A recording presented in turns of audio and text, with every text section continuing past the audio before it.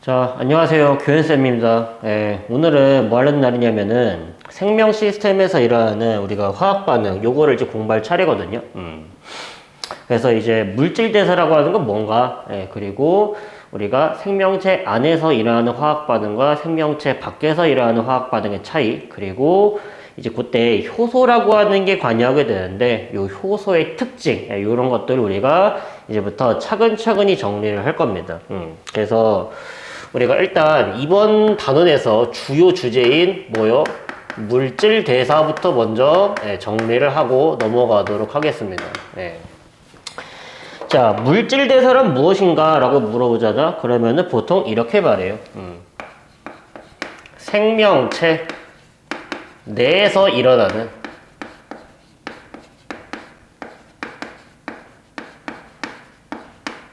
모든 화학 반응,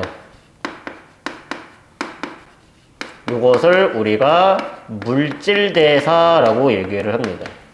생명체 내부에서 일어나는 모든 화학 반응을 물질대사라고 부르는데, 이 물질대사의 특징을 잘 정리해야겠죠, 그렇죠? 일단 물질대사라고 하는 게 일어나잖아. 그러면요, 그때 반드시 무엇이 관여하게 돼 있냐면요, 효소가 관여하게 돼 있습니다. 물질대사의 특징 첫 번째입니다. 반드시 효소가 관여하게 되어 있어요. 그리고 앞으로 요런 편 굉장히 많이 나올 거거든요. 참고로 관여라는 말과 참여라고 하는 말 있죠. 적어도 이 단원에서는 다른 말입니다. 이거 주의하세요. 그렇죠? 우리가 효소가 참여한다 이러면 틀린 말이에요. 선생님, 관여나 참여나 비슷한 뜻 아닙니까? 근데 왜 관여는 맞고 왜 참여는 아니라고 하십니까? 참고로 우리가 이제 화학 반응이라고 하는 거 있죠? 우리가 화학 반응이라고 하는 것은요, 어떤 물질이 성질이 전혀 다른 물질로 변하는 현상을 화학 변화 또는 화학 반응이라고 얘기를 하는데, 우리가 이렇게 반응에 참여하는 애들을 반응물이라고 부르고요. 그리고 생성된 물질을요, 생성물이라고 얘기를 하죠. 그렇죠? 그래서 우리가 이 반응물이라든지 이 생성물 따위를요, 이제 반응에 참여한다라고 얘기를 하는 거고, 이 효소라고 하는 놈들은 뭐 하는 거냐면은요, 이 반응을요 그냥 도와줄 뿐입니다. 그래서 참여한다라는 말 자체를 안 합니다. 그렇죠? 참여는 반응물이랑 생성물이 하는 거고, 효소는 이 반응을 도와줄 뿐이다. 그래서 관여한다라는 말을 쓰는 거예요. 그렇죠? 이 말이 굉장히 중요하니까 강조하는 겁니다. 그래서 틀리는 거예요. 중요한 걸 중요하게 생각하지 않아서. 그리고 두 번째 특징, 반드시요, 뭐가 출입하게 되냐면요, 에너지가 출입하게 되어 있습니다. 그래서 이제 우리가 물질대사를 크게 에너지를 흡수하는 것과 에너지를 방출하는 물질대사로 나누게 됩니다. 이따가 할 거니까 참고로만 알아두세요. 그래서 물질대사를요, 이 다른 말로는 뭐라고도 부르는 거냐면요, 얘를 에너지 대사라고도 얘기를 하는 겁니다. 에너지가 반드시 출입하게 되어 있으니까. 그렇죠? 그리고 자, 세 번째 물질대사의 특징 중 하나인데, 얘는요, 반응이요 한 단계로 진행되는 게 아닙니다. 여러 단계에 걸쳐서 일어나게 된다라는 거예요. 반응이 여러 단계에 걸쳐 일어난다라는 거. 요게 이제 물질대사의 중요한 특징들이다라고 우리가 정리를 해 주시면 되겠습니다. 그렇죠? 자, 그러면은 이게 생명체 내에서 일어나는 화학 반응이라고 했잖아. 그러면은 생명체 밖에서 일어나는 화학 반응과 도대체 뭐가 다르냐? 우리가 요거를 한번 정리해 봐야겠죠. 그렇죠? 그래서 물질대사와 생명체 밖에서 일어나는 화학 반응을 우리가 한번 여러 가지를 비교 한번 해 봅시다. 자, 물질대사 중에서 이제 대표적으로 이제 뭐가 있냐? 우리가 세포호흡이라고 하는 게 있죠. 그렇죠? 그리고 생명체 밖에서 일어나는 화학 반응 중에서 대표적으로 연소, 이 두 가지를 비교해 볼 겁니다. 그래서 자, 물질대사 예시, 우리가 세포호흡, 그리고 화학 반응 중에서 연소인데요. 내가 뭘 연소시킬 거냐면요. 포도당을 연소시킬 겁니다.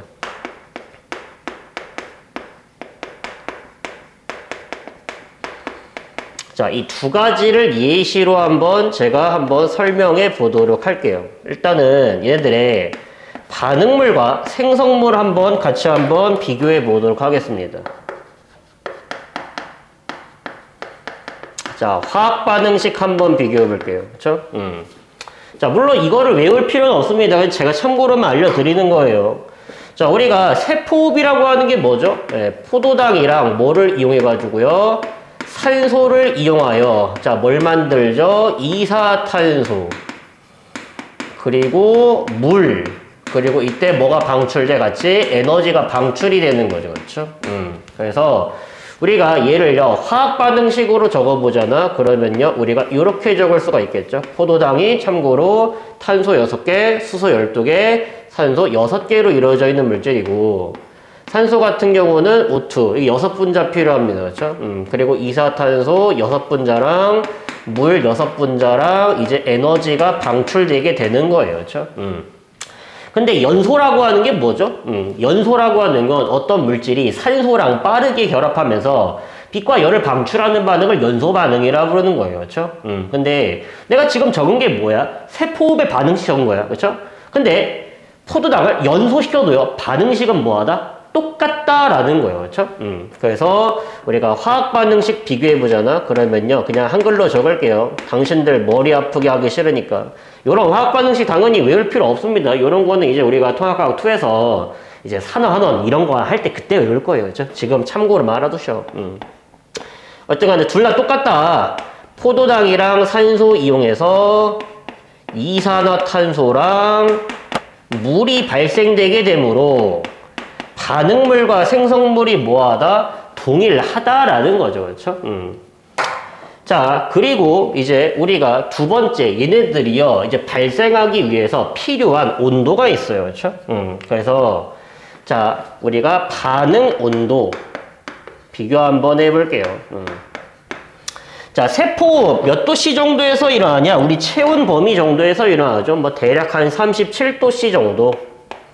에서 이제 우리가 활발하게 일어난다 알 수 있는데, 자, 내가 포도당을 태우려고 하잖아. 그렇죠? 연소시키려고 하잖아. 그러면요, 얼마 정도의 온도가 필요하냐? 보통 발화점이라고 부르거든요. 타기 위해서 필요한 온도. 400도씨 정도는 이제 필요하다 이런 말이야. 이 정도의 굉장히 높은 온도가 있어야지 포도당이랑 산소를 반응을 시킬 수 있다라는 거죠. 그렇죠? 그러면은 아니, 반응물이랑 생성물이 똑같은데 왜 반응이 일어나기 위해서 필요한 온도가 다르냐? 이때 이 반응을요, 도와주는 놈이 있냐 없냐의 차이점입니다. 그래서 물질 대사 과정에서는요, 뭐가 존재하니까? 효소가 존재를 하니까 반응이요, 400도씨가 아니라 37도씨만 돼도 충분히 일어날 수 있다라는 건데, 이 화학 반응 같은 경우는요, 효소가 없죠. 그렇죠? 효소가 관여하지 않으니까 어느 정도는 올려야지, 400도씨 정도는 올려야지 그제서야 반응이 일어나게 된다 이런 말이에요. 그렇죠? 효소가 반응이 빨리빨리 일어나도록 도와주는 거죠. 지금 보니까. 그렇죠? 그래서 효소가 있냐 없냐가 이 반응 온도에서 차이가 나게 된다라고 이제 우리가 이해를 해 주시면 되겠습니다. 그렇죠? 자, 그리고요, 이제 에너지 변화도 한번 볼까요? 요거를 우리가 뭘로 나타낼 거냐? 그래프로 한번 나타내 볼 겁니다. 그렇죠? 자, 우리가 어떤 그래프예요? 첫 번째, Y축에는요, 에너지가 나와 있고, 그리고 X축에는요, 반응 경로, 반응이 진행되면서 에너지가 어떻게 변하니를 물어보는 거거든요. 자, 근데 우리가 포도당이랑 산소가 이산화탄소랑 물로 될 때 물질 대사 같은 경우는 아까 말했죠. 반응이요, 여러 단계에 걸쳐서 일어난다 했습니다. 그래서 포도당 산소가 있는데 그게 한 방에 생성물이 되는 게 아니라 다른 물질로 변하고요. 다른 물질로 변하고요. 다른 물질로 변하고 다른 물질로 변하다가 결과적으로는 최종적으로 뭐요? 이제 이산화탄소랑 물이 된다라는 거예요. 그렇죠? 그래서 이 에너지가 줄어들 때 에너지가 그냥 사라지는 게 아니죠. 예, 줄어든 에너지는요, 그만큼 다른 형태로 방출되는 겁니다. 보통 열이나 빛 형태로 방출이 되겠죠. 그렇죠? 그래서 여기서 에너지 방출, 여기서 에너지 방출, 여기서 에너지 방출, 여기서 에너지 방출, 이런 식으로 단계적으로 에너지를 방출하게 된다라고 하는 거 보이실 겁니다. 그렇죠? 자, 반면 이제 요 연소 반응 같은 경우는요, 그렇지가 않습니다. 얘네 같은 경우는 자, 빠른 반응이에요. 그렇죠? 예, 무슨 말이에요? 얘네들은요, 타면서 한꺼번에 열을요, 확 방출하게 된다라는 거예요. 그렇죠? 그래서 반응 경로에 따른 에너지를 보잖아. 그럼 포도당이랑 산소를요, 예, 곧바로 이산화탄소랑 물로 요런 식으로 바꿔버린다라는 거죠. 그렇죠? 그래서 여기서는요, 한 방에 이 에너지가 확 방출이 되겠다라는 말이에요. 그렇죠? 그래서 우리가 이렇게 얘기를 합니다. 얘네들은요, 반응이요, 단계적으로 일어나고요, 얘는 반응이 한 번에 일어난다라고 얘기를 하는 겁니다. 그렇죠? 그리고 이때 발생되는 에너지의 총량이 있죠. 그렇죠? 예를 들어서 이때 방출되는 에너지 양을 E1, 얘를 E2, 얘를 E3, 얘를 E4라고 할 때 얘네들을 다 더한 값과 얘를 한번 비교해보잖아. 그러면은 뭐하다? 똑같다라는 겁니다. 그렇죠? 당연하지. 반응물과 생성물이 똑같으면은요, 반응물의 에너지, 생성물의 에너지 차이만큼 방출하는 거잖아. 차이 어때요? 당연히 똑같다 이런 말이에요. 그렇죠? 그래서 요거 잘 기억하십시오. 얘는 반응이 단계적으로 일어난다. 단계적으로 에너지를 조금씩 방출한다. 반면 이제 연소 같은 화학 반응 같은 경우는 이 반응이 한 방에 일어나면서 에너지를 한 방에 빡 하고 방출하게 된다라는 겁니다. 그렇죠? 그리고 여기서 조금 문제가 어렵게 되면은요, 이렇게 나오는 겁니다. 이 과정에서 뭐가 관여한다고 했냐면요, 효소가 관여한다고 했죠. 그렇죠? 물질 대사 같은 경우는. 근데 이때 관여하는 효소랑 이때 관여하는 효소랑 이때 관여하는 효소랑 이때 관여하는 효소를요, 각각 W, X, Y, Z라고 할 때 이 효소들은요, 전부 다 같은 효소냐 다른 효소냐라는 거예요. 그렇죠? 참고로 전부 다 다른 효소입니다. 예. 여기서 여기로 가는 반응이 있겠죠? 여기서 여기로 가는 반응이 있겠죠? 그 단계마다 반응물과 생성물이 전부 다 어때? 달라버린다 이런 말이야. 여기서 여기 갈 때 반응이랑 여기서 여기 갈 때 반응이랑. 그래서 전부 다 다른 반응이기 때문에 다른 효소가 필요하다라는 소리입니다. 그래서 여기서 우리가 알 수 있는 사실 첫 번째, 효소의 종류는 뭐 돼야 된다? 다양해야 된다 이런 말이야. 물질 대사 하나에, 즉 세포 하나에도요, 굉장히 여러 가지 효소가 관여하고 있어요. 그렇죠? 효소의 종류는 뭐 해야 된다? 다양해야 된다라는 겁니다. 그렇죠? 그래서 물질 대사랑 생명체 밖에서 일어나는 화학 반응 우리가 잘 비교해 보시면 되고요. 자, 이제 물질 대사의 종류 한번 생각해 볼게요.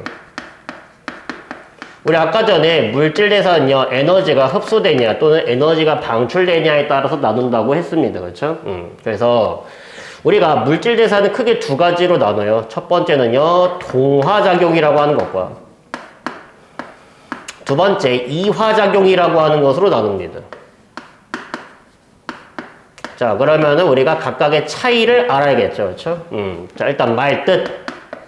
자, 동화작용의 정의는 뭔가? 예, 일단 동화작용이라고 하는 것은요, 작은 분자들을 연결시켜가지고 큰 분자를 만드는 반응. 우리가 이것을 동화작용이라고 얘기를 합니다. 작은 분자 여러 개를 연결시켜가지고 큰 분자를 만드는 반응. 얘를 동화작용이라고 부른다. 참고로 이렇게 큰 분자 만드는 거 있죠? 이런 걸 두 글자로 뭐라고 부르는 거냐면요, 합성이라고 얘기를 하는 겁니다. 그렇죠? 그리고 반대로 이화작용 같은 경우는요, 큰 분자를요, 작은 분자 여러 개로요, 뽀개는 거를 우리가 이화작용이라고 부르는 거예요. 자, 그리고 이렇게 작은 분자로 뽀개는 거를 우리가 유식한 말로 두 글자로 뭐라 부르냐면요, 분해한다 라고 얘기합니다. 그렇죠? 그래서 동화작용은 작은 분자를 큰 분자로 만든다. 이화작용 반대로 큰 분자를 작은 분자로 만든다. 서로 반대니까 당연히 하나만 외우시면 되겠죠. 그렇죠? 자, 그리고 역시나 에너지 변화 봅시다.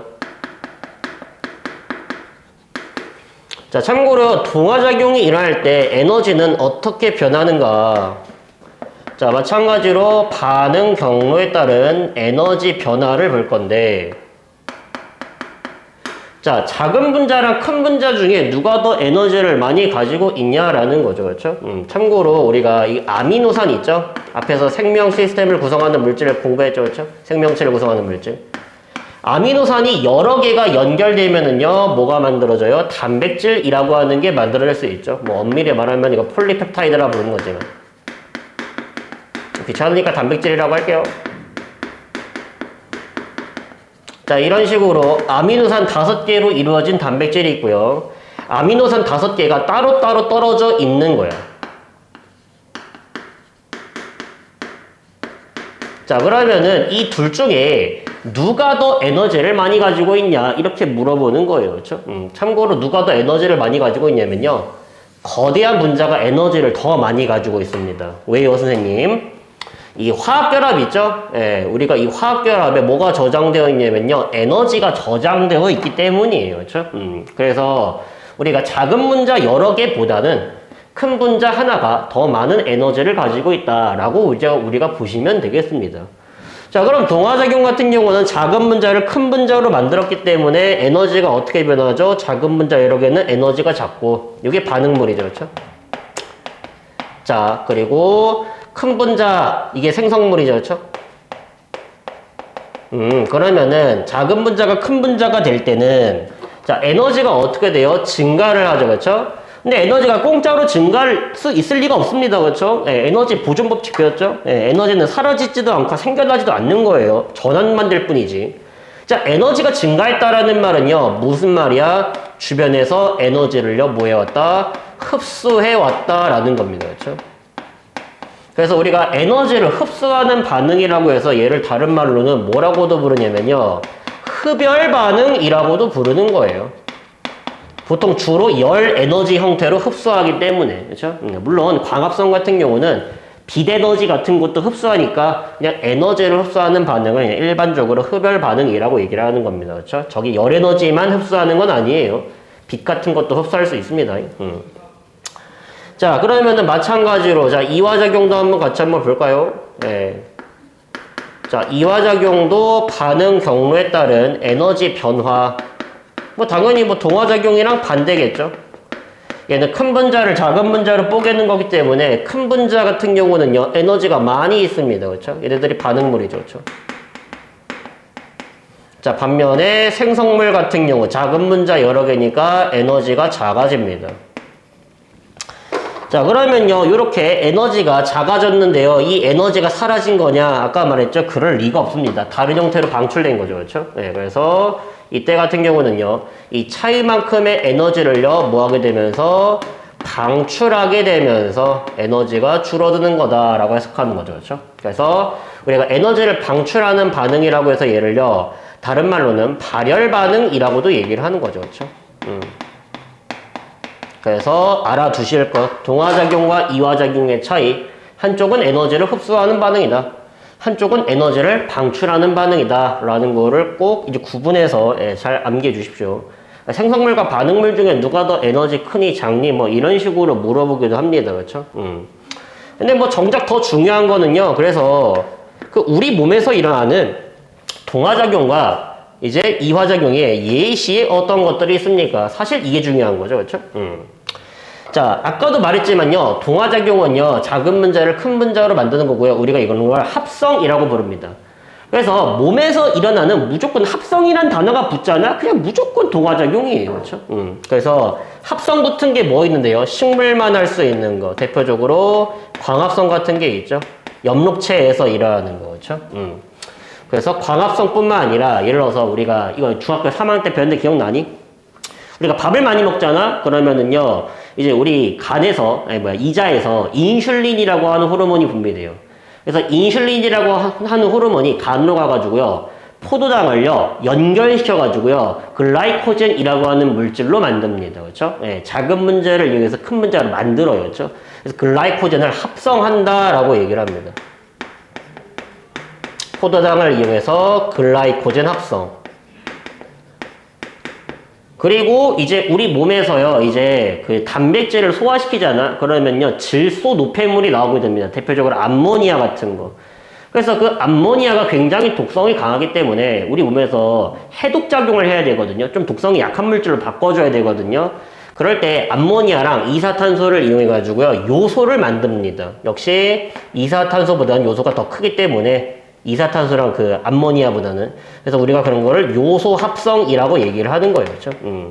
그래서 우리가 이런 식으로 합성 들어가는 말 나와있잖아. 뭐 단백질 합성, 뭐 이거 합성, 저거 합성, RNA 합성, 막 이따 합성이란 용어 들어가면요, 그냥 싹 다 그냥 동화작용으로 보시면 되겠습니다. 그렇죠? 자, 이화작용은 반대로 모든 분해작용들이에요. 그렇죠? 예, 그리고 우리가 과합성의 반대 잘 알고 있죠? 예, 세포호흡. 이게 대표적인 이제 이화작용의 사례라고 볼 수가 있고요. 모든 분해작용, 뭐 글라이코젠을 분해해가지고요, 포도당으로 만든다. 예, 이런 것들 있죠, 그렇죠? 예, 그런 것들 전부 다 이화작용이고, 우리 몸에서 일어나는 대표적으로 소화작용이 있죠, 그렇죠? 소화라고 하는 것은요, 음식물 어떻게 한다? 꺽 하는 게 아니라, 예, 뭐 한다? 이 영양소를요, 세포가 흡수할 수 있을 정도로요, 작은 놈들로 뽀개는 겁니다. 그래서 단백질 먹잖아. 그럼 어디까지 분해돼? 세포가 흡수할 수 있는 분자인 아미노산까지 뽀개버리는 걸 우리가 소화라고 얘기를 하는 거예요. 그렇죠? 세포가 흡수할 수 있을 정도로 작은 물질로 뽀개는 과정. 우리가 이것을 소화라고 얘기한다. 그래서 물질 대사는 이렇게 동화작용, 이화작용으로 크게 나눌 수가 있더라라고 이제 우리가 알아두시면 되겠습니다. 그렇죠? 그리고 이 과정에서 당연히 뭐가 관여한다고요? 효소가 관여한다고 했죠. 그렇죠?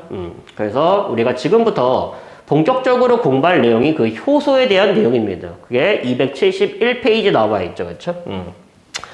자, 그러면 우리가 이제 본격적으로 효소 출발해 보도록 할게요. 예. 자, 효소라고 하는 건 뭐냐? 예, 다른 말로요, 얘를요, 생체 촉매라고도 얘기를 합니다. 생명체 내에서 촉매 작용을 하는 물질을요, 생체 촉매라고 부르고 다른 말로는 효소라고도 불러요. 그렇죠? 근데 우리가 이 효소라고 하는 놈을요, 정확하게 먼저 이해를 하셔야겠죠. 그렇죠? 효소의 특징 조금 정리해 둡시다.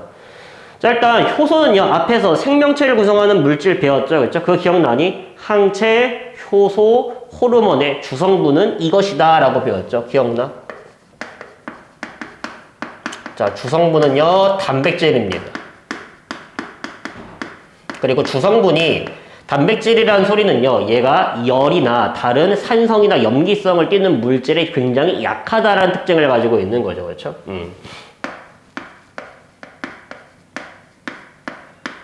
그래서 열을 가하게 되면요, 효소, 단백질은요, 입체 구조가 파괴돼가지고요, 기능이 잃어버리게 되는 거죠. 우리가 그런 걸 효소의 변성이라고 부릅니다. 단백질의 변성. 예. 그래서 일단 주성분 알아두시고요. 암기해 주시고요. 자, 그리고 두 번째, 효소는요, 자, 이 물질 대사 있죠? 예, 이것을요, 빨리빨리 일어나도록 도와줍니다. 그런 걸 우리가 반응을 촉매한다라고 얘기를 하는 거예요. 그렇죠? 근데 어떻게 반응이 빨리빨리 일어나게 만들어주나요? 효소는요, 활성화 에너지라고 하는 것을 뭐 해가지고 낮춰서 반응이 빠르게 일어날 수 있도록 그 반응 속도를 촉진시켜주는 물질을 이제 우리가 효소라고 얘기를 하는 거예요. 그렇죠? 물론 이제 촉매 중에서는요, 활성화 에너지를 반대로 높여가지고 반응이 잘 일어나지 않도록 하는 그런 놈들도 있거든요. 그렇죠? 근데 그런 애들은 우리가 다루지 않아요. 우리는 효소는 무조건 반응 속도를 빠르게 해준다라고 이제 우리가 이해를 해주시면 되겠습니다. 그렇죠? 자, 그러면은 이제 이 두 번째 활성화 에너지라고 하는 단어가 무엇인지를 알아야겠죠. 그렇죠? 예. 자, 활성화 에너지라고 하는 건 뭐냐면은요, 간단하게 말하자면요, 반응이 일어나기 위해서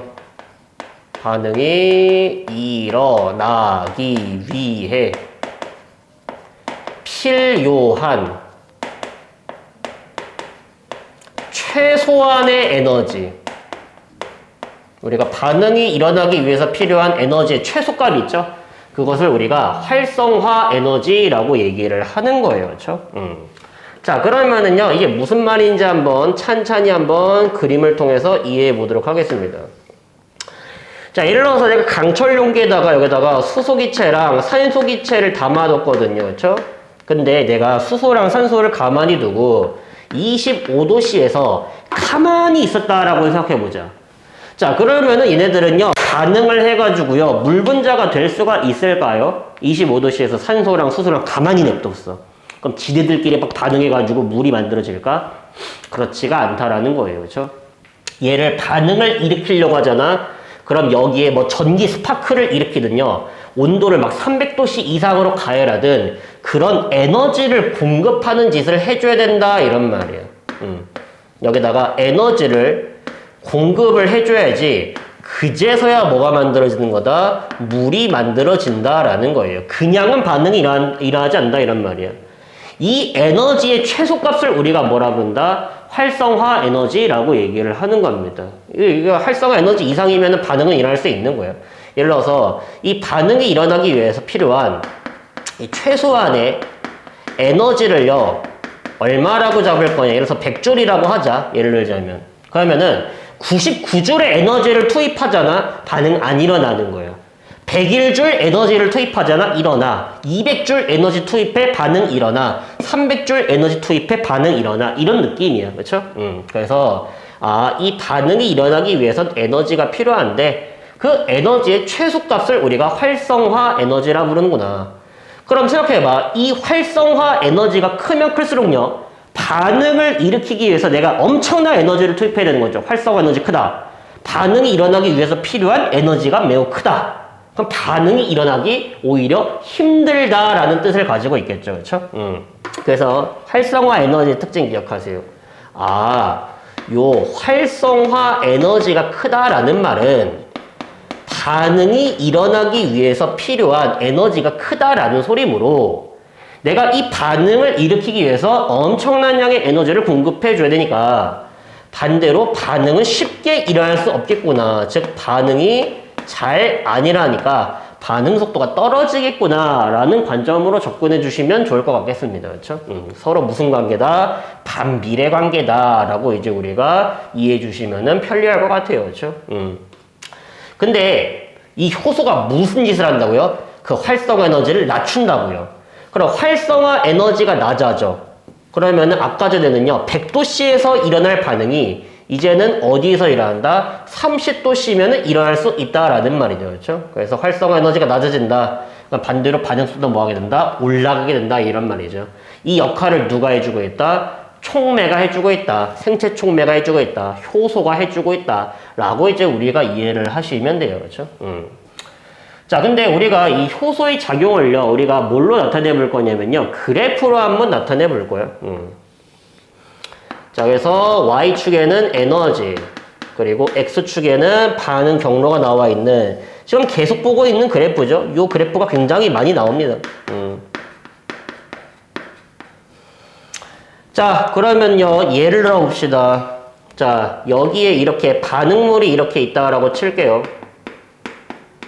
자, 그리고 여기에 이런 식으로 생성물이 있다라고 칠게요. 자, 반응물이 생성물이 되기 위해서 이제 어떤 경로를 거쳐야 되냐면요, 이런 경로를 거쳐야 된다라는 말입니다. 원래는. 자, 이런 식으로. 참고로 요 분홍색으로 그린 게 뭐냐면요, 효소가 없을 때의 경로입니다. 자, 효소가 없을 때는요, 반응물이 생성물이 되기 위해서는요, 얼마만큼의 에너지가 필요하냐? 이만큼의 에너지가 필요하다 이런 말이에요. 요만큼의 에너지를 얻으면요, 반응물은요, 뭘로 이제 되냐면요, 중간 생성물, 전이 단계로 진입하게 됩니다. 여기 중간 생성물이 만들어지고요, 중간 생성물에서 생성물이 되면서 반응이 일어나게 된다라는 거예요. 그렇죠? 그래서 우리가 이 반응을 일으키려면요, 얼마만큼의 에너지를 공급해 줘야 되냐? 이만큼의 에너지를 공급해 줘야 된다라는 말이에요. 그렇죠? 얘를 뭐라고 부른다? 반응이 일어나기 위해서 필요한 에너지라고 해서 얘를 활성화 에너지라고 얘기를 하는 겁니다. 그렇죠? 그리고 잘 기억하세요. 내가 이제부터 활성화 에너지를 뭐라고 표현할 거냐면요, 반응물에서 생성물이 될 때 넘어야 하는 언덕 높이를 활성화 에너지라 부를 겁니다. 자, 무슨 말이야? 자, 여기 반응물 있어요. 자, 여기 생성물 있어요. 자, 생각해봐. 우리 스키 탄다고 생각해봐. 스키장 갔어. 자, 그러면 내가 여기서 여기 가려고 그래. 그러면 내가 언덕 얼마만큼은 넘어가야 돼? 이만큼은 넘어가야겠죠. 그렇죠? 그 내가 넘어야 하는 언덕 높이 있죠? 내가 여기까지 딱 올라가잖아? 그럼 나머지는 자동으로 쑥 내려올 거 아니에요. 그렇죠? 내가 넘어야 하는 언덕 높이를 뭐라 부른다? 활성화 에너지. 어디서 출발? 반응물 출발이야. 어디 도착이야? 생성물 도착이야. 얼마만큼의 언덕 넘어가야 되니 그걸 뭐라 부른다고요? 그것을 활성화 에너지라고 얘기를 한다고요. 그렇죠? 그럼 생각해봐. 효소의 역할이 뭐죠? 활성화 에너지를 낮추는 거잖아. 활성화 에너지가 낮아진다라는 말은 무슨 말이야? 언덕의 높이가 낮아진다라는 소리겠죠. 그렇죠? 그래서 녹색으로 칠한 게 이게 뭐다? 효소가 있을 때의 그래프예요. 효소가 들어가잖아? 그럼 뭘 낮춘다고요? 활성화 에너지 자체를요, 이런 식으로 낮춰버린다고요. 내가 넘어야 되는 언덕 높이를 낮춰준다고요. 야, 아까 전에는 언덕이 높아가지고 넘어가기 힘들었잖아. 넘어가기 힘들다라는 말은 무슨 말이야? 반응물이 생성물이 되기가 어렵다라는 말이죠. 그렇죠? 그래서 효소가 없을 때 같은 경우는 반응물이 생성물로 잘 안 변하니까 반응 속도가 어땠다는 소리야? 느렸다라는 소리죠. 그렇죠?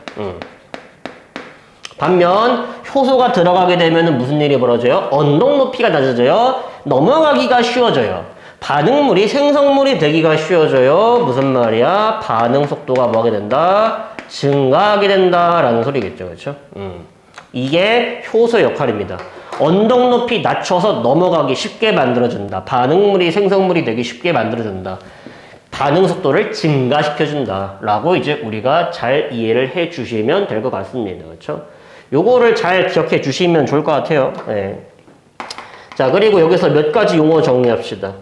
자, 반응물의 에너지랑 생성물의 에너지 차이 이거 있죠? 우리가 얘를 뭐라고 부르는 거냐면요. 얘를 반응열이라고 얘기를 합니다. 반응할 때 출입하는 열이라고 해서 얘를 반응열이라고 부르거든요. 자, 그러면은 효소가 없을 때의 반응열과 효소가 있을 때의 반응열 있죠? 이거를 한번 구분해보자 이런 말이야. 당연히 뭐하다? 효소가 있을 때나 없을 때나 반응열은 똑같습니다. 왜냐면요, 이 반응열이라고 하는 건 반응물과 생성물의 에너지 차이기 때문에 효소가 들어간다라고 해서 반응물 생성물이 달라지는 게 아니죠. 도움을 줄 뿐이지. 그렇죠? 그래서 반응열은 효소가 없을 때나 있을 때 똑같다. 기억하니? 방금 전에 했던 거 포도당을 세포흡시키나 아니면은 연소시키나 어떻다? 반응이 단계적으로 일어나냐 한 방에 일어나냐의 차이만 있을 뿐이지 뭐는 똑같다? 반응물과 생성물은 똑같다. 그러므로 반응열이 똑같다. 반응할 때 방출하는 열의 총량은 똑같다. 라고 이제 우리가 이해를 하는 거죠. 그렇죠? 그래서 효소의 유무는 반응열에 관여를 하지 않는다. 반응열이랑은 상관이 없다. 라고 꼼꼼하게 이제 우리가 이해를 해 주시면은 좋을 것 같겠습니다. 그렇죠? 그럼 우리 그거랑 관련된 문제 하나만 짚고 넘어가 볼까요? 274페이지 넘어가서 우리 맨 위에 있는 대표 자료 1번 한번 같이 한번 보도록 하겠습니다. 그거 굉장히 많이 틀리는 거거든요. 효소를 처음 배우면은 같이 한번 차근차근히 정리하면서 풀어보도록 하겠습니다. 자, 274페이지 대표 자료 1번. 자, 지금 여기 X축에는 반응 경로가 나와 있고요. Y축에 에너지가 나와 있는데 지금 반응물의 에너지는 요만큼. 자, 그리고 생성물의 에너지는 요만큼입니다. 자, 근데 빨간색 그래프로요, 요렇게 나와 있고요. 그 다음에 파란색 그래프로 요렇게 나와 있는데 우리가 이때 여기부터 여기까지를 뭐라고 할 거냐? A라고 하고요. 여기부터 여기까지를 B 라고 하고 여기부터 여기까지를 C라고 했을 때 자, 밑에 있는 1, 2, 3, 4, 5, 6 해결해 보라는 소리죠. 그렇죠? 자, 정리합시다. 자, 효소 X가 없을 때의 활성화 에너지를 구하라고 했어요. 그러면은 첫 번째 효소가 있을 때랑 없을 때 그래프부터 먼저 비교해야죠. 자, 언덕 높이 높은 게 뭐다? 이게 효소가 뭐 할 때? 없을 때입니다. 그리고 파란색 그래프 언덕 높이가 낮아진 게 효소가 있을 때죠. 그렇죠?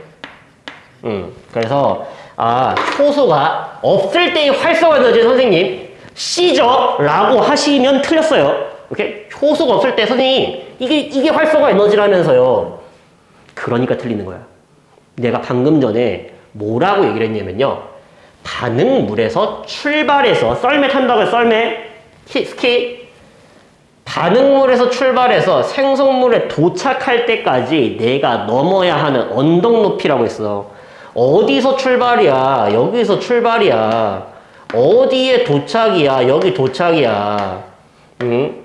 너 언덕 얼마만큼 넘어가야 돼? 이만큼 넘어가야 돼, 이만큼. 이만큼의 언덕을 넘어가야 돼. 이게 활성화 에너지라고, 효소가 없을 때. 자, 그러면은 효소가 없을 때의 활성화 에너지는 이거라고 얘기하죠. 그럼 이거를 어떻게 표현할 건데? 이거. 당연히 A지, 뭐. 그쵸? 장난 아니야. 그래서 1번 정답은 우리가 뭐가 된다? A가 된다라는 말입니다. 그쵸? 자, 그리고 2번 정답. 그러면은 효소가 있을 때의 활성화 에너지를 불러보라고 했죠. 효소가 있을 때의 활성화 에너지는 내가 넘어야 되는 언덕 높이. 여기서 출발, 여기서 도착. 얼마만큼 언덕 넘어가야 돼? 이 초록색 화살표만큼의 언덕을 넘어가야겠죠.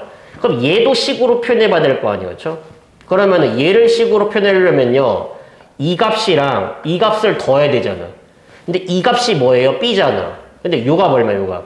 요 값은 A에서 C를 빼면 되죠.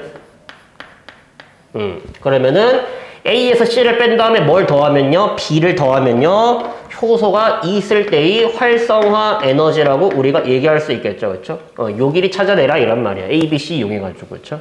그래서 2번 정답은 A-C 플러스 B가 되겠습니다. 그렇죠?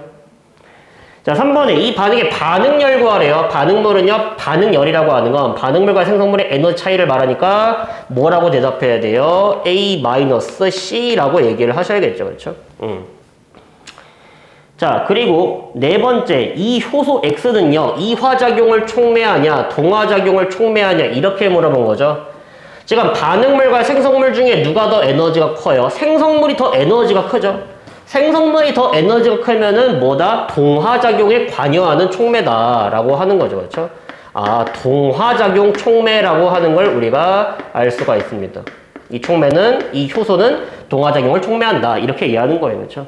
동화작용을 빠르게 하는 거죠. 그렇죠? 4번 X. 자, 5번에 효소 X가 있을 때랑 없을 때의 반응열 크기 비교하세요. 있을 때나 없을 때나 반응물과 생성물의 에너지 차이는 똑같다. 그러므로 동일하다. 같다라는 거죠. 그렇죠? 그리고 마지막에 6번 효소 X의 양을 증가시키면요. B의 크기가 어떻게 될지 한번 생각해 보라라는 거죠. 그렇죠? 그리고 이거 잘 알아두세요. 참고로 이 감소하는 활성화 에너지 있죠. 효소는요. 활성화 에너지를 낮춘다라고 했는데 그러면은 효소의 양이 많으면 많을수록요. 그만큼 더 활성화 에너지가 더 낮아지겠죠, 선생님. 그렇게 얘기하면 안 됩니다. 그렇죠? 이 활성화 에너지라고 하는 것은요. 효소의 양에는요. 관계가 없다라는 거예요. 선생님, 그럼 뭐랑 관련이 있나요? 첫 번째, 효소의 종류. 두 번째, 효소의 유무. 뭐라고요? 효소가 있는지 없는지에 따라서 활성화 에너지가 달라지게 된다는 소리예요. 두 번째, 어떤 효소냐? 그 효소의 종류에 따라서 우리가 활성화 에너지가 달라진다라는 거예요. 그렇죠? 그래서 이 활성화 에너지라고 하는 건 효소의 양에는 관계가 없고 효소가 있냐 없냐 또는 효소를 어떤 종류를 썼냐가 결정을 하니까 양을 늘린다라고 해서요. 활성화 에너지가 더 많이 낮아지지는 않는다라는 거죠. 그렇죠? 그래서 B의 크기는 똑같다. 효소를 많이 넣나 적게 넣나 줄어드는 활성화 에너지 양은 똑같다라고 이제 우리가 보시면 되겠습니다. 그렇죠? 그래서 요 그래프 굉장히 중요하고 많이 나오는 거니까 꼭 머릿속에 잘 박아 넣으시길 바라겠습니다. 됐죠? 그래서 우리 여기 많은 거 했어요. 동화작용이니 이화작용 촉매하니 반응물과 생성물의 에너지를 통해서 비교하라 이런 말이에요. 오케이? 그리고 활성화 에너지라고 하는 건 무엇인가? 반응물에서 출발해가지고 생성물에 도착할 때 내가 넘어가는 언덕 높이를 활성화 에너지라고 부른다. 그리고 효소가 들어가면 그 활성화 에너지가 뭐 하게 된다? 줄어들게 된다. 언덕 높이가 줄어든다. 활성화 에너지가 줄어든다. 반응물이 생성물이 되기 쉽다. 반응 속도가 뭐 하게 된다? 증가한다. 하지만 이 줄어드는 활성화 에너지는요. 효소의 양이랑 관계가 없더라. 그리고 반응열이라고 하는 건 반응물과 생성물의 에너지 차이를 말하게 되는 거고 효소가 있든 효소가 없든요. 어차피 반응물과 생성물은 똑같으므로 그 반응열에는 관여하지 않는다. 효소가 있냐 없냐는 반응열에 영향을 주지 않는다. 라고 이제 우리가 차근차근히 이해할 수 있겠죠. 그렇죠? 자, 그래서 내용 다시 정리하고요. 다시 앞으로 돌아가지고 271페이지 밑에 효소의 작용 보도록 하겠습니다. 예.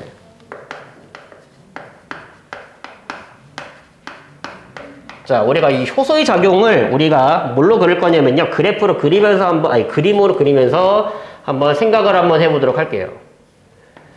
자, 여기에 이런 식으로 생겨먹은요. 효소가 있다라고 한번 가정해 봅시다. 요거를 효소 뭐라고 할까? A라고 할까?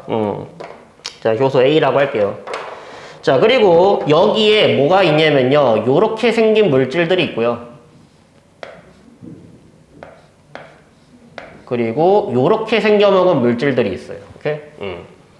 자, 그러면은요, 지금 효소 A를 보잖아. 그쵸? 그러면은 이 효소 A에 달라붙을 수 있는 놈들이 누구냐면요. 아무리 봐도요, 얘 여기 이렇게 달라붙을 수 있겠지? 그쵸? 근데 얘는 못 달라붙겠죠. 그쵸? 그래서 얘네들을 각각 뭐라고 할까? 얘네들을 기역이랑 니은이라고 할까요? 그리고 디귿이라고 할까? 자, 그래서 보시면요. 기역이랑 니은 같은 경우는요. 효소의 입체 구조랑 딱 들어맞아가지고 효소랑 결합할 수 있지만 지금 디귿 같은 물질은요. 입체 구조가 맞질 않아서요. 이 효소랑 결합을 할 수가 없어 보이죠. 그렇죠?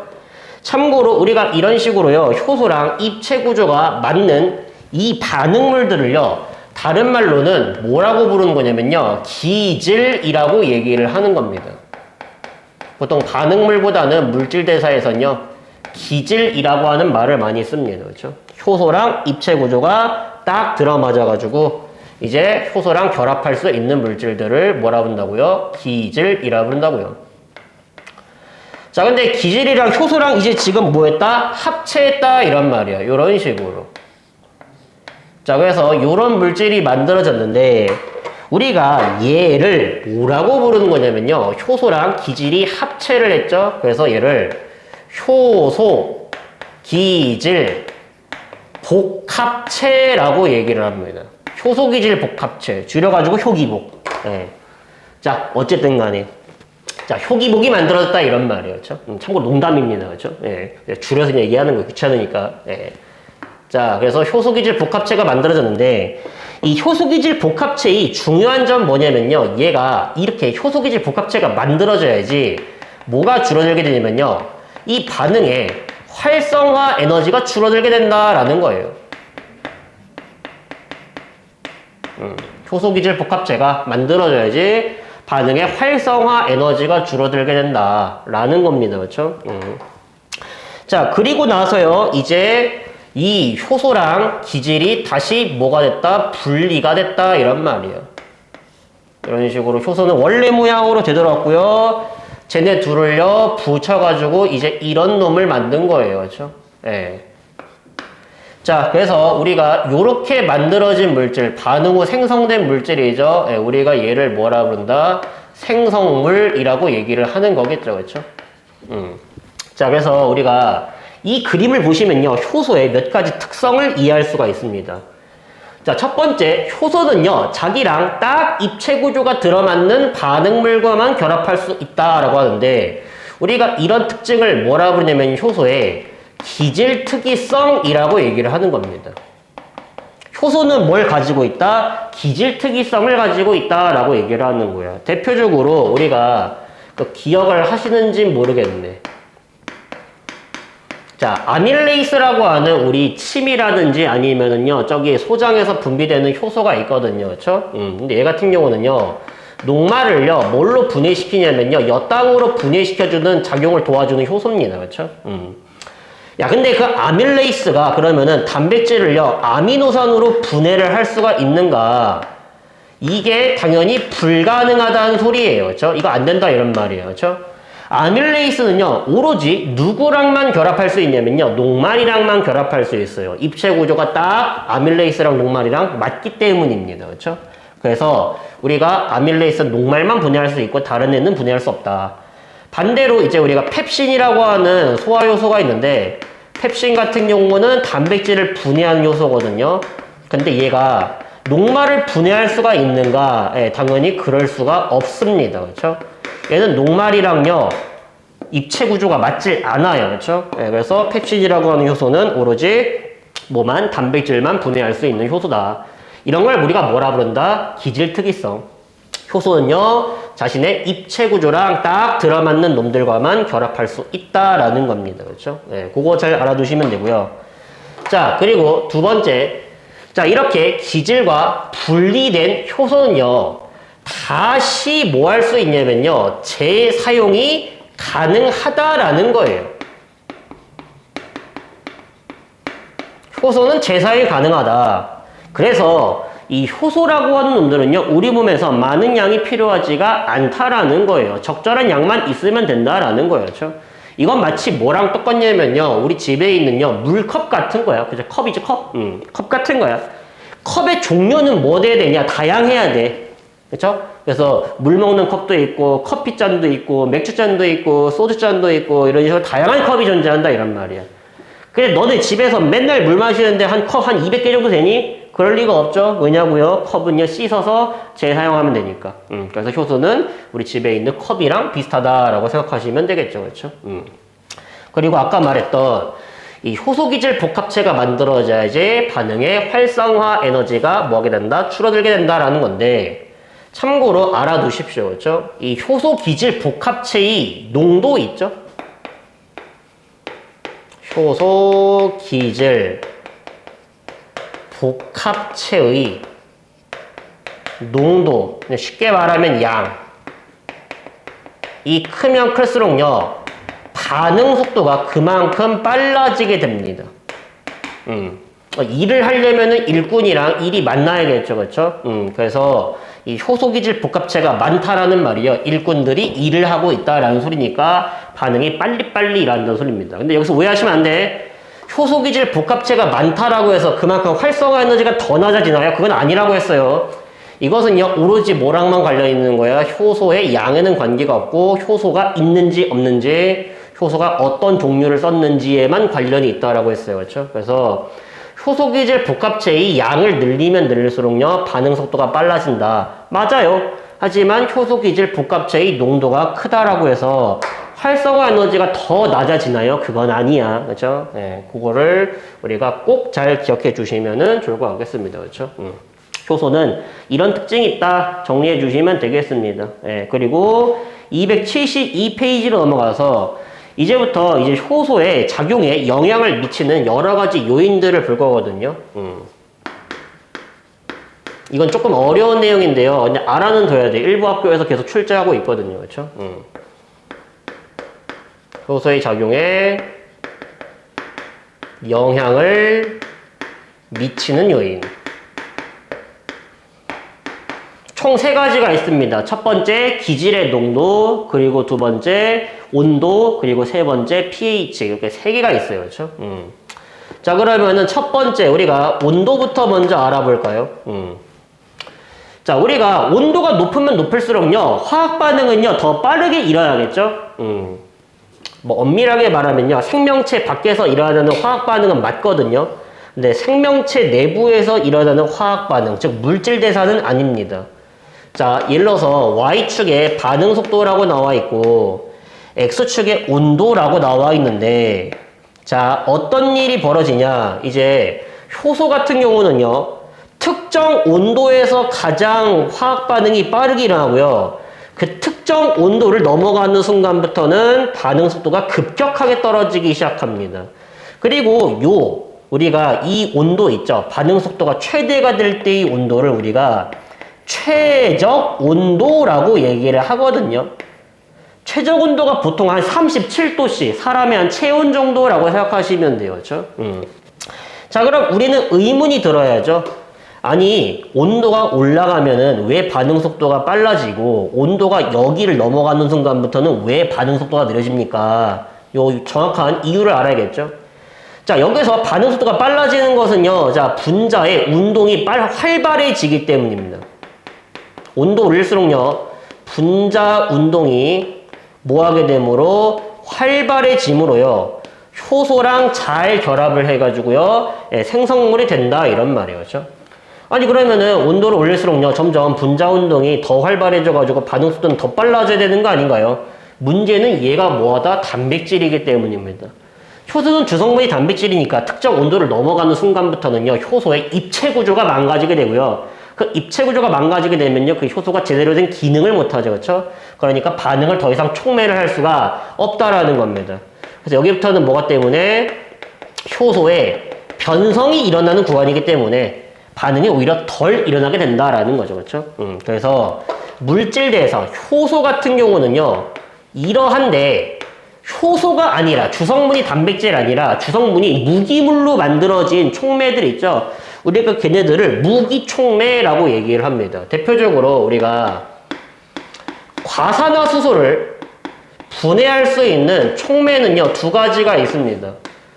카탈레이스라고 하는 얘 같은 경우는 주성분이 단백질인 효소예요. 얘가 들어가잖아. 과산화수소랑 이제 만나잖아. 그러면요. 과산화수소를요. 물과 산소로 개빠르게 분해시킵니다. 근데 이산화망가니즈라고 하는 촉매가 있어요. 이거는 생명체 내부에서 만들어지는 물질이 아니므로 우리가 뭐라 부른다? 무기촉매라고 얘기를 하는 거예요. 그렇죠? 얘도 마찬가지로 물과 산소로 뽀개거든요. 과산수소를요. 얘도 촉매작용 일으킬 수 있고 얘도 촉매작용 일으킬 수 있어. 하지만 카탈레이스 같은 경우는 그래프가 이런 형식으로 나타나고요. 반면 이산화망가니즈 같은 무기촉매 같은 경우는 그냥 온도가 높으면 높을수록요. 그냥 반응이 빠르게 일어나는 겁니다. 왜요? 얘는 온도가 높아도 변성이 안 되기 때문이에요. 그렇죠? 그냥 분자 운동 활발한 게 짱땡이다 이런 말이에요. 그렇죠? 그래서 이런 차이가 있더라라고 우리가 그냥 참고로만 알아두시면 되겠습니다. 그렇죠? 그래서 요거는 자주 나오니까 잘 알아두세요. 효소는 온도에 영향을 받는다. 왜요? 효소의 주성분이 뭐기 때문에 단백질이기 때문이다. 라고 이제 우리가 이해를 해주시면 되겠습니다. 자, 두 번째는 pH입니다. 참고로 pH라고 하는 용어가 직접적으로 나올지는 모르겠는데 일단 알아는 두세요. pH는요, 뭘 말하는 거냐면요, 수소이온의 농도를요, 숫자로 표현한 값입니다. 수소이온 농도 지수라고 얘기를 하고요.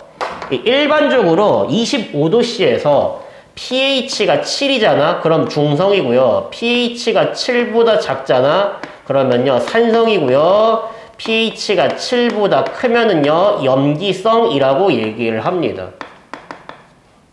근데 정작 중요한 거는요, 이게 아니라 뭐가 중요하냐? 저 효소마다 적절하게 작용하는 pH가 전부 다 다르다라는 거예요.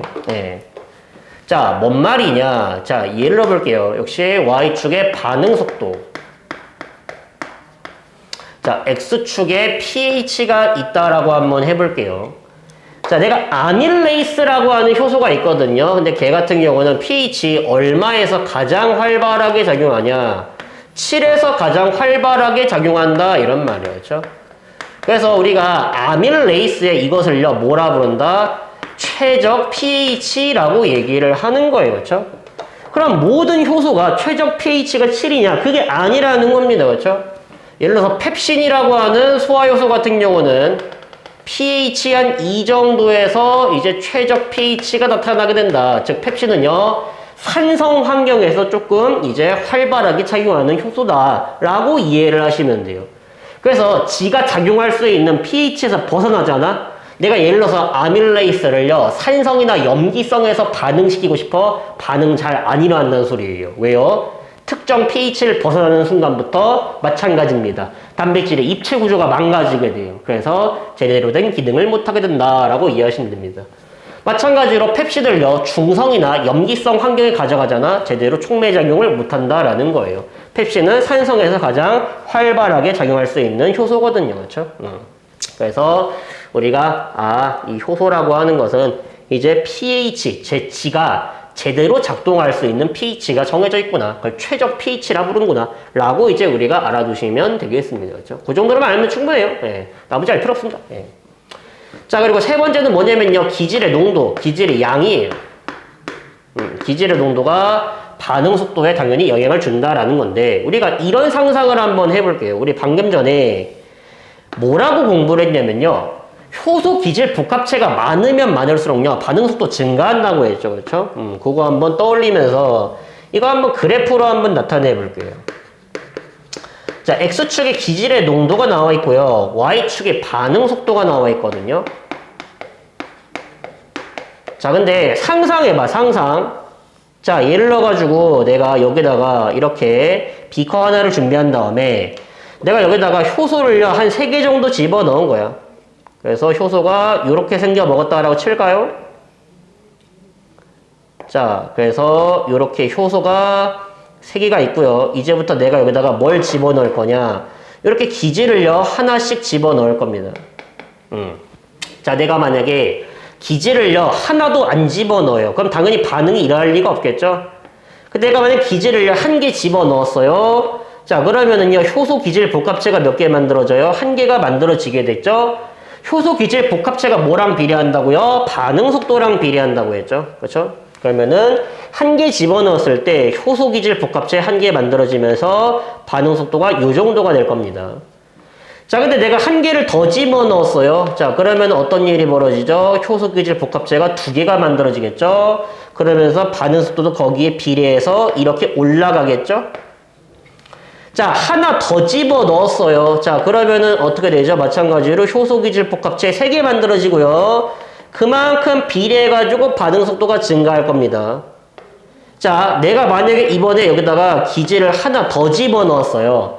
자, 그래도 뭔 일이 벌어져? 내가 기질을 4개 집어 넣으면 뭐하니? 어차피 효소 기질 복합체는 몇 개야? 3개가 만들어지잖아. 그럼 반응 속도가 더 이상 증가하지 않는 순간이 오겠다라는 말이죠. 그렇죠? 이때부터 효소가 다 포화 상태인 겁니다. 효소가 더 이상 기질이랑 달라붙을 수 없는 상태가 된 거죠. 그렇죠? 효소, 단백질이 뭐 됐다? 포화 상태에 있다. 어디서 많이 본 것 같지 않니, 이거? 어디서 많이 본 것 같아? 우리 저번 시간에 했던 그 생명 시스템에서 일어나는 물질 교환에서 그거 확산 그래프랑 비슷한 촉진 확산 그래프, 그렇죠? 거기서 단백질이 포화 상태가 되면서 더 이상 속력이 증가하지 않는 순간이었잖아. 유사하죠, 그렇죠? 그래서 단백질 다 써가지고 효소 다 써가지고 더 이상 효소 기질 복합체를 못 만들어. 반응 속도가 더 이상 증가하지 못해. 이런 말이죠, 그렇죠? 그리고 만약에 여기서 반응 속도를 증가시키고 싶어. 반응 속도를 더 증가시키고 싶다면 어떤 조치를 해야겠냐라는 말이에요. 그렇죠? 당연히 효소기질 복합체를 더 만들어야죠. 그럼 효소기질 복합체를 더 만들고 싶으면 뭘 집어넣어라? 효소를 더 집어넣어라 이런 말이죠. 그렇죠?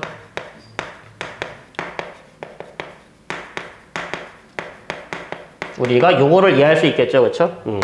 그리고 아까 전에 했던 거랑 연결됩니다. 자, 만약에 요 점을요, S1이라고 하고요, 요 점을 S2라고 했을 때, 자, S1과 S2에서 뭐 비교하라고 나왔냐면요, 활성화 에너지 비교해보세요 라고 나온 거예요.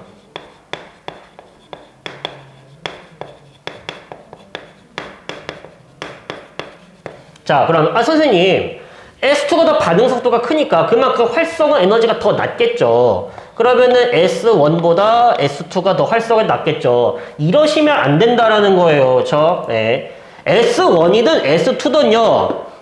어때요? 효소가 둘 다 있죠? 그쵸? 네. 그리고 효소의 종류도 똑같죠?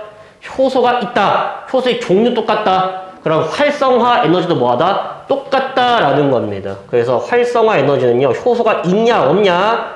효소의 종류가 같냐 다르냐로 구분하는 거지. 효소의 양, 기질의 양, 효소 기질 복합체의 양, 이런 거로는 비교하지 않습니다. 딱 이걸로만 비교하는 거예요. 활성화제는 무조건이야. 이걸로만 비교하는 거야. 다른 걸로 비교하면 안 돼, 절대. 그쵸?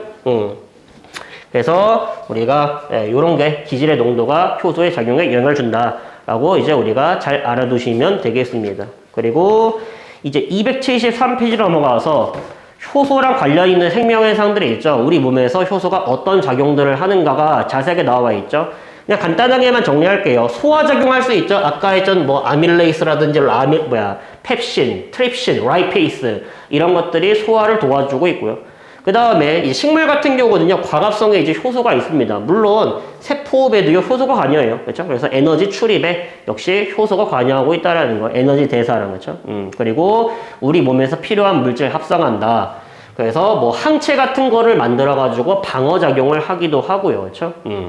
그 다음에 아까 말했던 이제 효소 같은 거 만들어 가지고요. 아니 왜 효소란다. 소화 효소 같은 걸 만들어서요. 소화를 도와주기도 하고 그렇죠? 이런 여러 가지 작용을 한다. 뭐 단백질 합성하면서 이제 우리 몸에 필요한 물질들 만들어주겠다 이런 말입니다. 그렇죠? 그리고 해독작용도 하게 됩니다. 해독작용, 독성이 강한 물질을 독성이 약한 물질로 바꾸는 작용인데 대표적으로 카탈레이스라고 하는 과산화수소 분해 요소 그리고 요소 합성 효소 우리 몸에서 암모니아가 독성에 강하기 때문에 요소로 이제 만들어주는 효소입니다. 그렇죠? 그런 작용도 하고 여러 가지 우리가 상처가 났을 때 피가 철철 나잖아. 근데 시간 지나면 어떻게 돼? 딱지가 생기죠. 그렇죠? 우리가 그런 식으로요. 혈액 응고에도요. 뭐가 관여하고 있다? 효소가 관여하고 있다. 뭐 피브리노겐이라고 하는 효소가 관여하고 있다. 라고 이제 우리가 알아두시면 되겠습니다. 그리고 밑에 효소의 활용 나와 있죠. 효소가 이제 19세기가 되면서 생명체 안뿐만 아니라 생명체 밖에서도요. 작용을 할 수 있다라는 사실을 알아낸 겁니다. 그렇죠? 그래서 이제 그 효소를요. 다양한 분야에 이제 활용을 하고 있다라는 거예요. 그렇죠? 그것도 시험에 많이 나오니까 꼼꼼하게 잘 정리해서요. 암기해 주시면 좋겠습니다. 생활용품, 보통 세제 같은데 이제 단백질 분해 요소, 지방 분해 요소 이런 거 쓰고 있고요. 치약에도 이제 효소 이용되고 있고. 그 다음에 의약품 나와 있죠. 소화제. 우리가 음식물 잘 소화가 안 될 때 먹는 거죠. 그렇죠? 효소 들어있으니까 빨리빨리 분해가 되겠죠. 그 다음에 요검사지. 이 요검사지가 뭐야? 오줌 검사하는 장치죠. 그렇죠? 그래서 우리가 당뇨 검사할 때 이런 종이 하나 나눠주고 여기 뭔가가 이렇게 달라붙어 있는 다음에 여기 오줌 묻혀오라고 하잖아. 그래서 이런 곳에 뭐가 존재하냐면요. 포도당 산화효소라고 하는 게 존재해요. 그래서 이 오줌을 뿌렸는데 만약에 오줌에 포도당이 있다? 그러면은 얘가 포도당을 산화시키면서요, 이 색깔을요, 다르게 바꾼다, 이런 말이에요. 그렇죠? 그래서 이거 보고 오줌에 포도당이 있는지 없는지 판단해가지고 당뇨를 판단하는데 쓰인다라는 거고요. 그렇죠?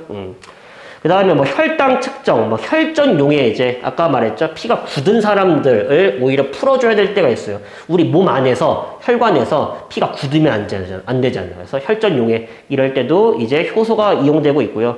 밑에 식품, 다양한 우리가 뭐라 그러냐면 발효식품이라고 그러죠. 뭐 치즈, 김치, 요구르트 이런 거 있죠. 전부 다 효소 관여하고 있다. 그리고 뭐 이제 엄마가 고기 연하게 할 때 있죠. 우리가 연육제라고 얘기를 하거든요. 고기를 연하게 만들기 위해서 키위나 배즙 같은 데다가 고기, 뭐 갈비 같은 거 있죠? 그런 걸 담근대, 그렇죠? 네, 왜냐면은 그 연육제, 키위라든지 배즙 같은 데는요 단백질 분해 요소가 들어가 있어요, 그렇죠? 그래서 우리가 팩틴 분해 요소라고 하는 게 있다라고 이제 우리가 알아두시면 되겠습니다, 그렇죠? 예. 자, 그 다음에 뭐 여러 가지 뭐 밑에 있는 뭐 화장품이라든지 아니면은 뭐 의류, 뭐 청바지 탈색할 때도 효소 이용되고 있다.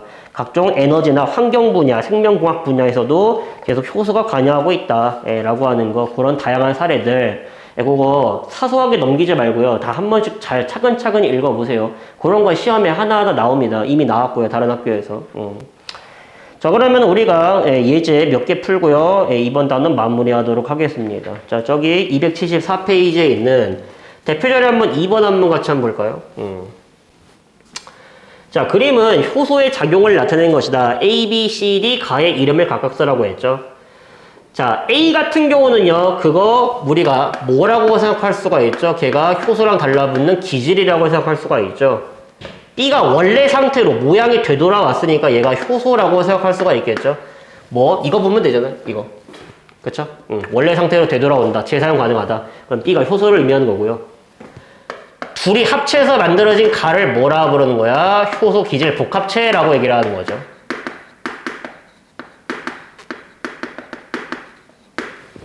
그리고 C랑 D 얘네들을 우리가 반응이 끝나고 만들어진 물질이니까 생성물이라고 얘기를 하는 거죠. 그렇죠? 그리고 이런 것도 볼 줄 알아야 돼. 그 그림을 보면요. 이 효소는요. 동화작용을 촉매하는 건지 이화작용을 촉매하는 건지 이런 거 알아야겠죠? 네, 보시면은요. A라고 하는 거대한 물질을요. C랑 D로 뽀개버렸죠? 분해시켰죠? 이화작용을 촉매하는 효소다라고 얘기하는 거예요. 반대로 얘 같은 경우는 작은 분자 두 개 연결시켜서 거대한 분자 만들었으니까 동화작용을 촉매하는 효소다. 이렇게 얘기할 수 있는 거고. 그렇죠? 정리하시고 밑에 넘어가서 3번 봅시다. 그게 우리가 효소를 이름을 외울 필요 없거든요.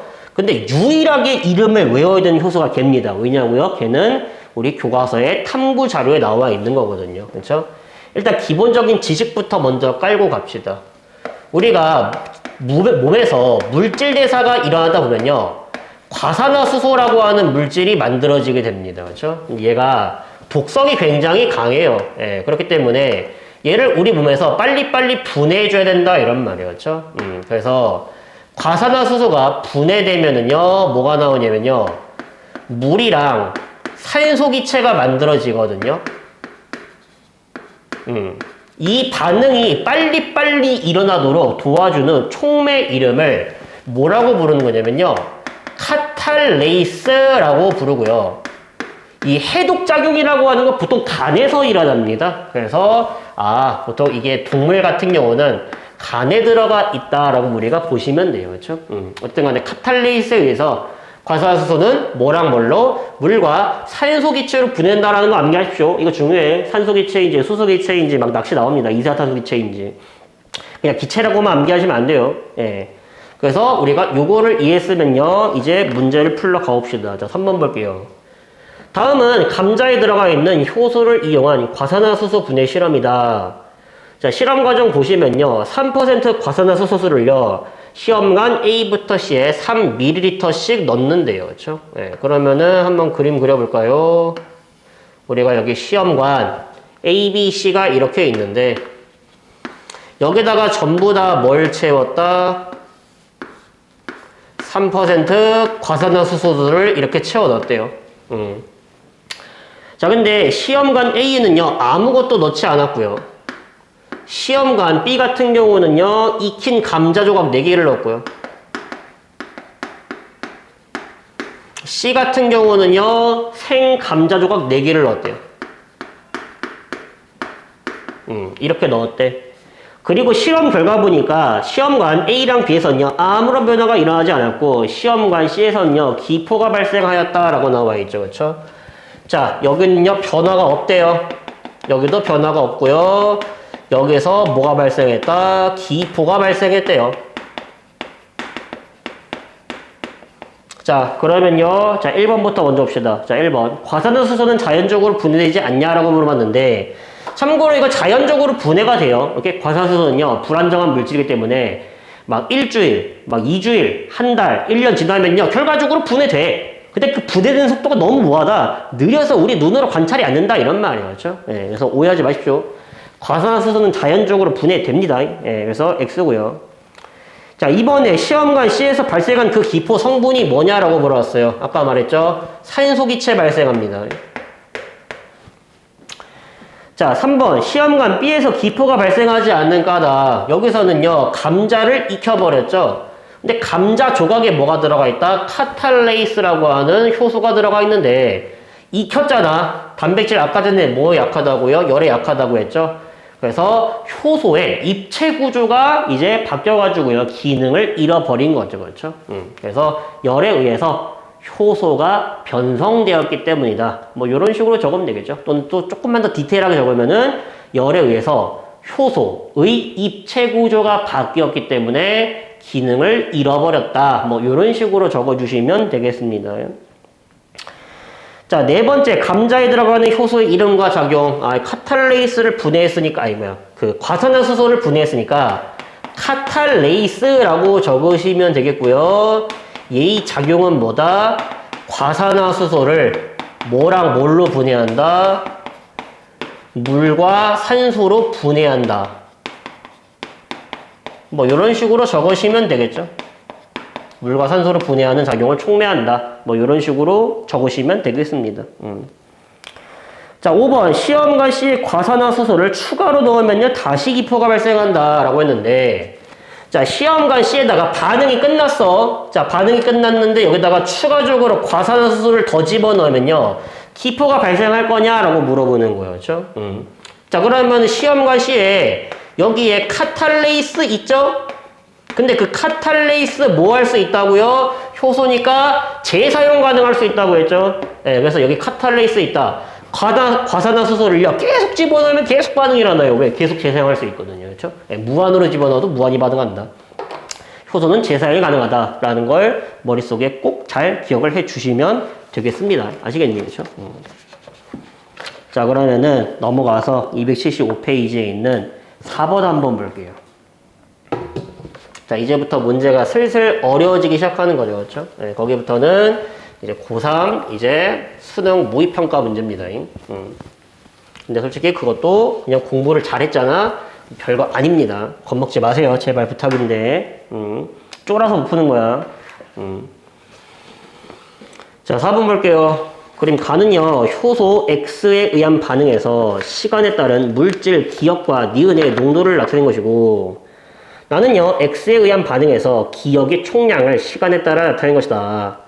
기억과 니은요, 각각 기질과 생성물 중 하나이고, T4 시점에 물질 A를 추가했으며, A는 X랑 니은 중 하나이다. 라고 나와 있네요. 그렇죠? 그럼 차근차근히 한번 해볼까요? 자, 일단, 그래프가 나와 있죠? 왼쪽 그래프부터 먼저 볼게요. 자, 그림은 효소 X에 의한 반응에서 시간에 따른 물질 기억과 니은의 농도를 나타낸 것인데요. 자, 니은 같은 경우는요, 시간이 지날수록 점점 줄어들고 있고요.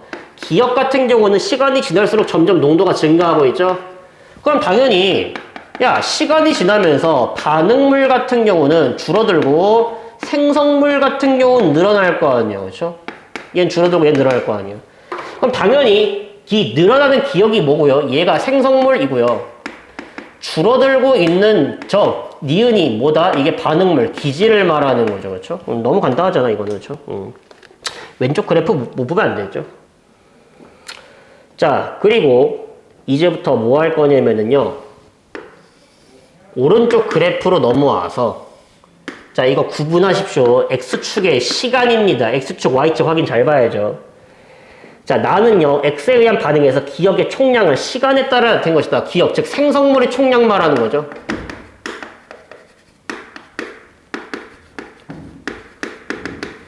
자, 그래서 시간이 지나면 지날수록요, 생성물의 총량이 점점 증가하다가 더 이상 생성물이 안 만들어지죠. 왜요? 이제 반응물이 다 사라지면 생성물도 안 만들어질 거 아니에요. 그렇죠? 그래서 이때가 우리가 T3 라고 나와 있고, 요때가 T4. 그리고 T4 시점에 물질 A를 추가했고, 물질 A를 추가했더니 어떻게 됐어? 다시 생성물이 늘어나기 시작하는 거죠. 근데 우리가 요때를 T5라고 얘기를 하는 겁니다. 그렇죠? 야, 그러면은 야, 생성물이 늘어나려면요, 효소 더 넣어주면 되겠니? 생각해봐. 이 T4라고 하는 시점 이전 있죠? T4 직전. 얘는요, 여기 뭐가 있어요? 생성물과 뭐가 있어요? 효소가 이렇게 남아있는 거잖아요. 그렇죠? 근데 내가 여기다가 효소를 더 집어넣는다고 뭐 생성물이 늘어나니? 그게 아닐 거 아니야. 여기다 뭐 집어넣어줘야 돼? 반응물을 집어넣어줘야지요. 생성물이 만들어질 거 아니야. 반응물이 줄어들고 생성물이 더 만들어질 거 아니야. 그러니까 A라고 하는 놈은요. 누구다? 니은이다. 즉 기질이다. 라고 보면 되겠죠. 그렇죠? 자, 그럼 끝났습니다. 우리가 여기에서의 시간을 T1, 여기 시간을 T2라고 했을 때 밑에 있는 1, 2, 3, 4 한번 해결해 볼까요? 자, 1번에 기억과 니은은 각각 무엇이 있으시오? 기억은 생성물, 니은은 기질이고요. 자, A는 X랑 니은 중 니은에 해당되고요. 자, 3번에 T1일 때랑 T2일 때 X에 의한 반응 속도 비교하라고 했죠. 그쵸? 예. 자, 그러면은, 자, 여기랑 여기에서 누가 더 반응 속도가 크냐라고 물어보는 거죠. T1이랑 T2 시점에서. 그쵸? 참고로, 이 반응 속도라고 하는 거 있죠? 우리가 아까 전에 배웠던 걸로 치자면은요, 기질이 누가 더 많냐, 정확히는 효소 기질 복합체의 양을 비교하라는 거겠죠. 그렇죠? 네, 근데 우리가 이렇게도 생각할 수 있어요. 반응 속도는요, 물질이 얼마나 빠르게 생겨나고 있냐, 또는 물질이 얼마나 빠르게 사라지고 있냐를 의미하는 겁니다. 그렇죠? 그래서 반응 속도라고 하는 것은요, 특정 시간 동안에, 오케이? 특정 시간 동안 생성물의 증가량으로 해석할 수도 있고요. 또는요, 특정 시간 동안 반응물의 감소량. 1초 동안 반응물이 많이 사라졌으면 반응 속도가 큰 거지. 근데 1초 동안에 반응물이 조금 사라져서 그 반응 속도가 느린 거죠. 그렇죠? 이렇게 볼 수가 있는 거죠. 생각을 해보면. 그렇죠? 그리고 우리가 이 생성물의 증가량 있죠? 또는 반응물의 증가량. 이게 뭘 말하는 거야? 요거를 말하는 거죠. 이거는 생성물의 증가량을 말하는 거고요. 얘가 시간을 말하는 거죠.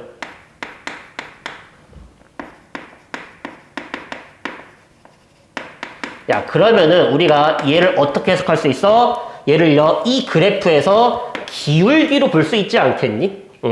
반응 속도. 아, 기울기를 의미하는 거구나. 이거 시간이 지나면 지날수록요, 점차 기울기가 어떻게 되고 있어요? 완만해지고 있죠.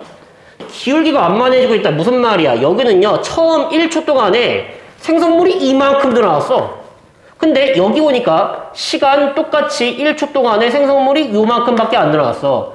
아, 처음에는 기울기가 크기 때문에 반응 속도가 빠르지만 시간이 지나면 지날수록 기울기가 완만해지고 있으니까 반응 속도가 점점 느려지고 있다. 뭐 이런 식으로 해석할 수 있다는 소리죠. 그렇죠? 어쨌든 간에 T1이랑 T2일 때 누가 더 반응 속도 빠르냐? T1일 때가 반응 속도가 더 빠르다라고 이제 우리가 이해를 해 주시면 되겠습니다. 그렇죠? 이런 생각을 가질 수 있어야 된다는 소리예요. 충분히. 자, 그 다음에 4번에 T3랑 T5일 때 X에 의한 반응의 활성화 에너지 비교하라고 했죠. 여기랑 여기 시점 말하는 거죠. 그렇죠? 예, 보니까 둘 다 효소 들어가 있죠. 효소의 종류도 안 다르죠. 활성화 에너지 뭐하다? 똑같습니다. 그렇죠? 정리. 활성화 이제 같음. 이제 하죠. 자, 넘어가도록 하겠습니다. 맨 밑에 있는 마지막 문제 5번 봅시다. 자, 그림은 효소 X에 의한 반응에서 시간에 따른 반응액 내에 물질 기억부터 디귿의 농도를 나타낸 것이다. 기억부터 디귿 중에 한 놈은 생성물이고요. 한 놈은 효소고요. 한 놈은 효소기질 복합체예요. 그렇죠?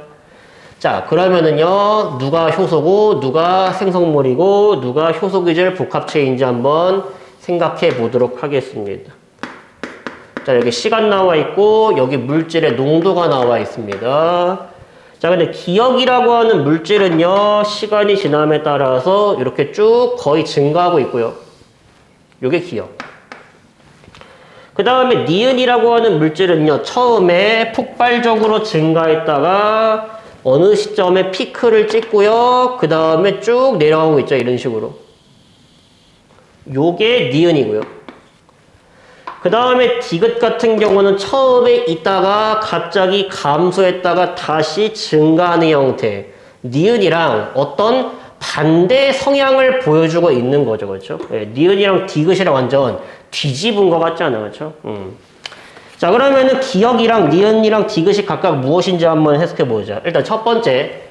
자, 이 기억이라고 하는 건 처음에 없었죠? 근데 시간이 지날수록 생겨납니다. 즉, 얘는요, 뭘 의미한다? 생성물을 의미한다 라고 볼 수 있겠죠. 자, 그리고 이제 시간 0초일 때 생각해봐. 시간이 0초일 때 처음에 있는 놈은 당연히 누구야? 효소고요. 시간이 지날수록 효소랑 기질이랑 뭐 하게 돼? 결합을 하게 될 거 아니냐. 그럼 처음에 있던 놈이 당연히 뭐고요? 효소고요. 얘네들이 점점 결합하면서 뭘 만들고요? 효소 기질 복합체를 만들었다가 이제 반응이 완료되면은요, 효소 기질 복합체는 사라지고요. 다시 뭐가 만들어져? 효소가 만들어지는 거 아니겠니? 그래서 서로 이렇게 반대 성향으로 나타나게 된다. 얘가 사라진다라는 말은 다시 얘가 생겨난다라는 말과 똑같죠. 그렇죠? 자, 그래서 기억, 니은, 이거 다 해결했고요. 자, 2번 T1과 T2일 때 반응이 X에 의한 반응 속도 비교라고 했죠. T1일 때가 대략 여기라고 나와 있죠. T2일 때가 한 이쯤 이라고 나와 있는데 두 가지로 볼 수가 있습니다. 첫 번째, 이 그래프의 기울기로 판단할 수 있어요. 아까랑 마찬가지로. 반응 속도라고 하는 건 특정 시간 동안에 생성물이 얼마만큼 늘어났니? 또는 반응물이 얼마만큼 사라졌니? 여기 생성물의 그래프가 나와 있으니까 생성물의 기울기를 보시면요. 여기는 기울기가 이런 식으로 가파르고 여기는 기울기가 완만하니까 반응 속도는 T1이 더 빠르겠네요. 라고도 얘기를 할 수가 있고요. 여기 같은 경우는요, 뭐가 주어져 있어요? 효소 기질 복합체의 농도가 주어져 있잖아. 아까 말했잖아. 이 효소 기질 복합체의 농도가 크면 클수록 뭐 하다고 했어요? 반응이 그만큼 빠르게 일어난다라고 했죠. 그러면 T1이랑 T2 중에 누가 더 효소 기질 복합체의 농도가 크다? T1일 때가 더 크다 이런 말이야. 그러므로 T1일 때가 반응 속도가 더 크다라고 얘기를 할 수가 있다라는 거예요. 그렇죠? 간단하죠, 그렇죠? 그래서 우리가 효소는요, 문제가 이런 식으로 어렵게 출제를 할 수가 있다라는 건데, 다른 단원에 비하면요, 어려운 것도 아닙니다. 그렇죠? 그래서 암기할 거 꼼꼼하게 암기해서 정리해 주시면 되고요. 많이 오해하는 거, 내가 넘어야 되는 언덕 높이, 활성화 에너지, 오케이? 그리고 효소의 특성들, 그리고 특히나 아까 전에 했던 거 있죠? 효소 기질 복합체 반응의 활성화 에너지 낮춘다. 오케이? 근데 그 효소의 양에는 관계가 없고 얘네들에만 관계가 있더라. 이런 거 꼼꼼하게 잘 암기해 주시길 바라겠습니다. 자, 그래서 우리 생명 시스템에서 일어나는 화학 반응 전부 다 완료했고요. 뒤에 있는 문제 풀면서 이제 내용 잘 정리하면서 머릿속에 집어넣어 주시면은 되겠습니다. 자, 그러면은 고생 많으셨습니다. 오늘은 여기까지 하는 걸로 할게요. 자, 안녕.